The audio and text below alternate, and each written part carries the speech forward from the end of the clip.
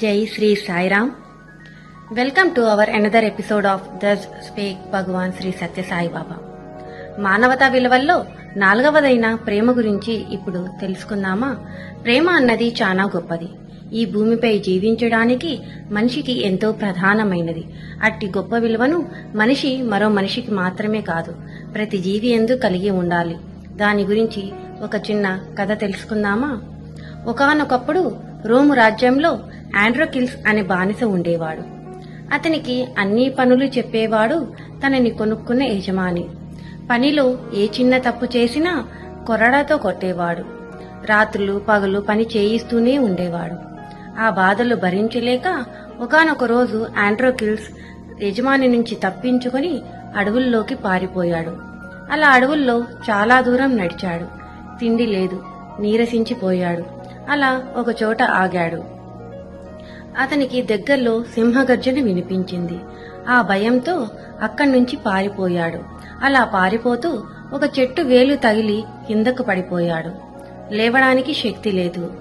అప్పటికే ఆ సింహం 3 కాళ్లతో కుంటుకుంటూ అతనిని సమీపించింది.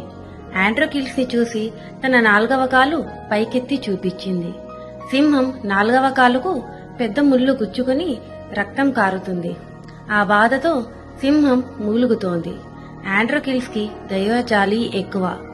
ధైర్యం చేసి సింహంకున్న కాలికి పెద్ద ముళ్ళును గట్టిగా బయటికి లాగాడు. సింహం ఆ బాధతో విలవిలలాడింది. తర్వాత కాసేపటికి సింహానికి ఊరట కలిగింది. అలా ఒక 4 రోజులకు గాయం పూర్తిగా మానిపోయింది. సింహం ఆండ్రోకిల్స్ పై కృతజ్ఞతతో తన వంటిని ప్రేమతో నాకింది, చేతిని రాసింది. తర్వాత సింహం అడవుల్లోకి వెళ్లిపోయింది. అక్కడ ఒక గుహ ఉంటే ఆండ్రోకిల్స్ అందులో కొన్ని రోజులు ఉన్నాడు.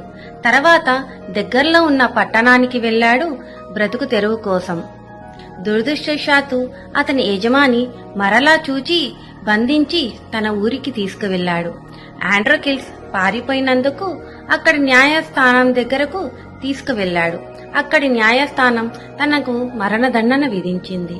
ఆ దేశ ఆచార ప్రకారం మరణదండన విధించబడిన వారి చేతికి ఆయుధమునిచ్చి సర్కస్ నిమిత్తం బోనులో ఉంచిన సింహములను విడుదల చేసి తనను తాను ఎలా రక్షించుకుంటాడో అని చూసి ఆనందిస్తారు ఆ దేశ ప్రజలు, రాజు తదితరులు. ఈ ప్రకారం రాజు తన రక్షణ గది నుండి వీక్షిస్తుండగా సింహమున్న బోను ఎదుట ఆండ్రోకిల్స్ ని నిలబెట్టి బోను తెరిచారు. సింహం బయటికి వచ్చి ఆండ్రోకిల్స్ ని చూసి గుర్తించింది.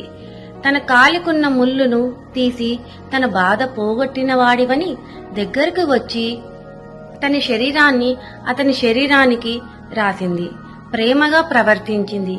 ఇది చూసిన రాజు ఆ దేశ ప్రజలకు ఆశ్చర్యం వేసింది.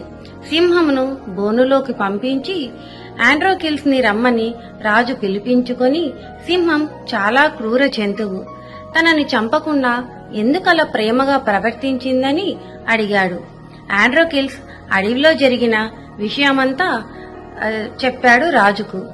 రాజు వెంటనే యజమానిని పిలిపించి ఆండ్రోకిల్స్ ని విడుదల చెయ్యమని, సింహమును స్వేచ్ఛగా అడవుల్లోకి వదలవని ఆజ్ఞ జారీ చేశాడు. ఈ విధంగా ఆండ్రోకిల్స్, సింహము స్వేచ్ఛగా జీవించసాగారు.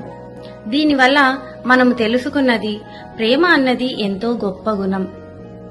ఎంత కఠినుల మనసులనైనా, ఎంత క్రూర జంతువులనైనా కదిలించగలదు. అందుకే కదా స్వామిగారు చెబుతారు, love all, serve all, love is my property అని. అంతేకాదు స్వామి ప్రతి ఒక్కరిని ప్రేమ స్వరూపులనే కదా పిలుస్తారు. జై శ్రీ సాయిరామ్.